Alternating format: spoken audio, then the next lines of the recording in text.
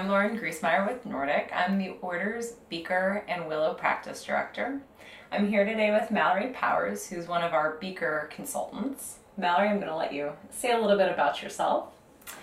As Lauren said, my name's Mallory Powers, and I'm currently working as a consultant for Beaker for Nordic. I have been in the Beaker realm for about 4 years, worked at Epic, took some time to work in Washington more on policy and meaningful use for healthcare, and am back working in Beaker consulting and loving it. So, one of the things that I was kind of thinking about as we were driving up here is some of the integration points that you get using Beaker that you don't necessarily get with a LIS that you're doing interfacing with. So, kind of curious about what some of the ones that you see as really big strengths are.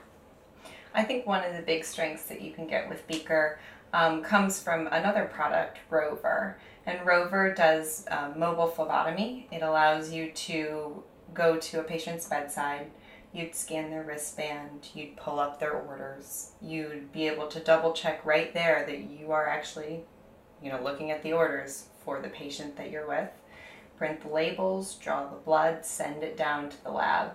That ensures that from start to finish you haven't relabeled, you haven't done anything with that tube of blood from the patient's bedside to when you are running it on an instrument to get a result. So I think that's a huge positive of having Beaker that you may not have if you install with an LIS that is outside of Beaker.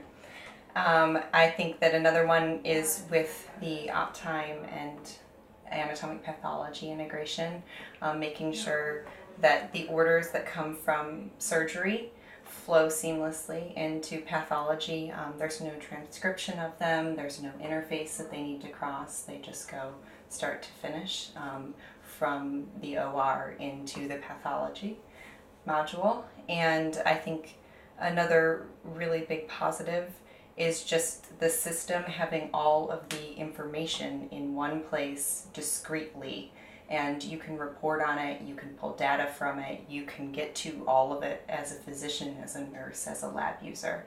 So you can trend on it and just being able to make sure that you're getting a whole picture of a patient's healthcare. Now, one of the things that I've seen in my time at Epic is that some customers go into a project and they plan, we're going to go ahead and we're going to go full scope, install everything that comes with a particular application, such as Beaker. And then project timelines get tight. Mm-hmm. What are some of the downfalls that you've seen during some of your implementations across the customers you've worked with that come along with those project scope changes? I think some of the big ones that come along involve when you cut the scope of what the lab does, you're cutting the lab's workflows, things that they've been used to doing for possibly 30 years. And now you're saying, okay, well, you're going to have to go back to the way it was prior to this technology.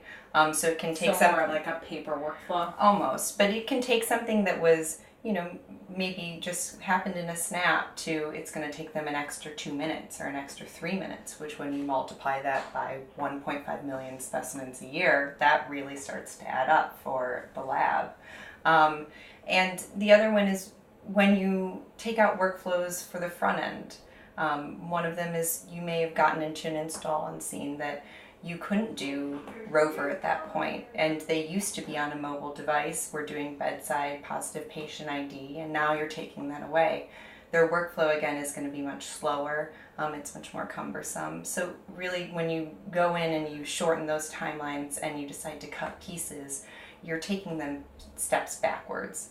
And the whole point of moving forward with healthcare is that you're taking steps forwards, increasing efficiency, improving on patient safety and patient care. So there is always that concern of if you cut that, and I think that's a positive that people with experience can bring to a project, is what will happen if you cut that? What are those steps backwards that you might have if you cut that? Or, we'll be okay if we take this out. This is something that we can implement, we can work around it, and it's not going to really affect our end users' workflows.